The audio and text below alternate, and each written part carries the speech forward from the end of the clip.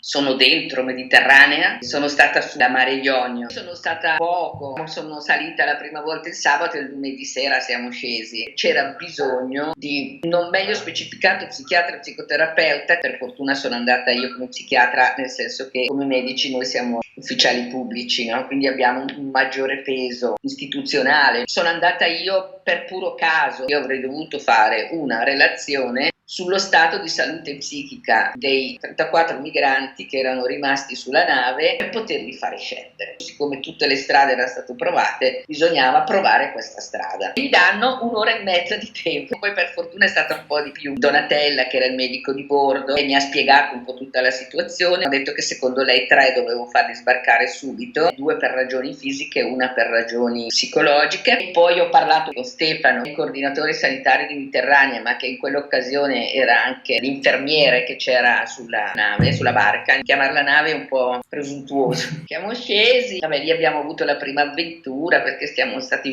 fermati in mezzo al mare per 2 ore dalla Guardia di Finanza che ci ha controllato tutto e tutti, insomma, vabbè, così siamo arrivati a casa che era ormai sera e per tutta la notte abbiamo scritto questa relazione. Non era assolutamente difficile trovare delle motivazioni per cui questa gente doveva sbarcare. Queste sono tutte persone politraumatizzate in situazioni post-traumatiche multiple.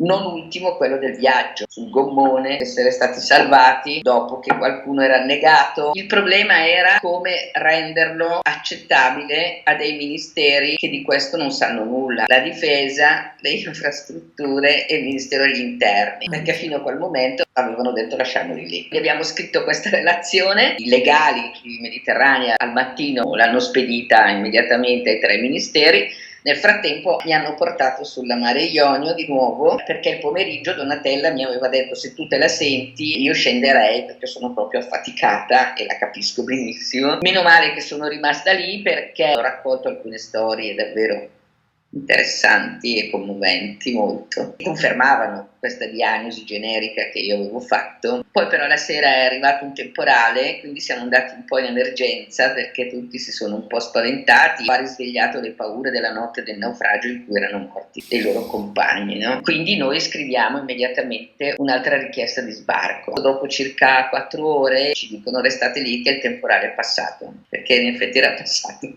Siccome si pensava che lunedì sarebbe venuto un altro temporale, il capitano cominciava a dire: io forzo il blocco e vado a Lampedusa. Sarebbe stato arrestato se avesse fatto questa cosa, e siccome lui fa questo di mestiere avrebbe perso anche il lavoro. Diceva: sì, vabbè, ma il mio primo compito come capitano di una nave è quello di portare in salvo le persone che ho a bordo, tutto il resto viene dopo. Quindi lui era proprio un uomo integro. Intanto i 3 che dovevano scendere li abbiamo fatti scendere con un dispendio di energie incredibili. Vabbè, lasciamo stare, una donna stava veramente male, e 2 ragazzi a un certo punto della mattina mi chiamano e mi dicono che loro fanno lo sciopero della fame, che l'hanno iniziato il giorno prima, perché loro vogliono sbarcare, non capiscono perché sono lì, cosa sta succedendo, e vogliono far arrivare al governo italiano questo messaggio. E noi cerchiamo di convincerli che non è bene fare uno sciopero della fame, per di più in alto mare con quel caldo, e soprattutto poi perché tanto questo messaggio al governo non avrebbe fatto né caldo né freddo, che loro avrebbero sofferto inutilmente, ma loro si sono dichiarati assolutamente decisi. Per loro stare lì 6 giorni senza sapere se essere sbarcati o no voleva dire: voi ci volete portare in Libia. E questo era il loro terrore, perché ce lo dicevano. Poveretti non facevano altro che ringraziarci,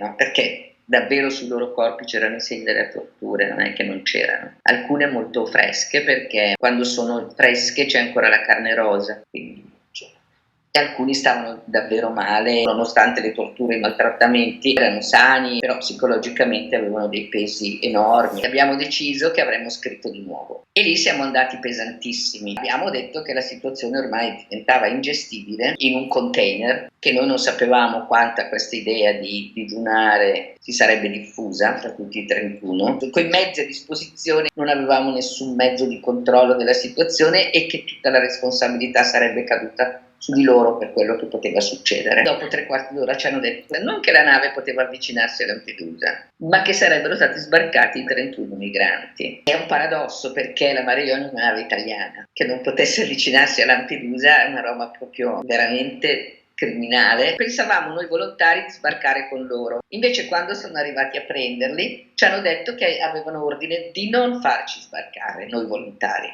Vabbè, prima di sbarcare è stato un momento di felicità estrema, erano contentissimi, ci abbracciavano, si è saltato, si è ballato, si è cantato. Ovviamente questo ha fatto dire immediatamente a Salvini: guardateli lì, quelli che sono malati, utilizzando un video che aveva fatto Francesco, e Francesco gli ha risposto, Salvini, prima di utilizzare un suo video avrebbe dovuto chiedergli permesso, e che lui era disposto a denunciarlo per aver utilizzato questo video per diffamare quello che si fa sulla Mare Jonio. Noi poi siamo stati su fino alla sera e alla nave è stato permesso di rientrare in porto ancora un'ora più tardi e poi è stata fermata e sequestrata. Qual è la ragione? No? Non c'è ragione per tenere della gente 6 giorni in mare così. Non c'è ragione politica, se non questa ferocia, questo tornaconto elettorale di voti, di consensi, no? Ma che però va oltre qualsiasi umanità, va oltre qualsiasi, non dico ragionevolezza, qualsiasi umanità, perché poi tanto o ci facevano affondare o saremmo sbarcati. È proprio una crudeltà inutile, gratuita, cioè proprio. La Mare Jonio, quando ha avuto il permesso della Guardia Costiera di entrare a Lampedusa, è stata fermata dalla Guardia di Finanza. Il capitano ha detto: ma come, la Guardia Costiera ci ha detto di venire a Lampedusa? La Guardia di Finanza ha proprio detto: no, non ce ne frega niente della Guardia Costiera, noi lavoriamo per il Ministero dell'Interno e la Mare Jonio è sequestrata e voi pagate 300.000 euro di multa. E l'altra cosa veramente paradossale è che intanto che noi eravamo fermi lì con 31 persone, solo quel lunedì a Lampedusa sono sbarcate 400 persone con le barchette di legno dalla Tunisia, che quelle in qualche modo arrivano. Era proprio l'accanimento contro le ONG. Non veniva detto agli italiani: guardate che teniamo fermi quelli là, però intanto ne sbarcano. Non dicevano nulla degli sbarchi, dicevano che avevano fermato le ONG che fanno i traffici con i libici, no? Cioè, questa roba poi è infamante in un modo. La paura che avevano questi poverini di essere riportati in Libia, e noi venivamo classificati come trafficanti d'accordo con i libici, veramente. In più c'è questa cosa gravissima, che invece di generare sicurezza come l'ha venduta Salvini, questa roba genera insicurezza, perché la gente sbarca lo stesso e non c'è nessun controllo. Come adesso col Covid, è un casino. Lampedusa è sovraccarica, è una piccola isola, cioè è un paesino di 6.000 abitanti, non ha le strutture, non ha niente, non è vero che c'è un controllo, per niente, molto meno di prima. Quindi proprio insicurezza, non sicurezza. Sicurezza del cavolo, né sociale né sanitaria, cioè proprio, vabbè. Va bene, buon lavoro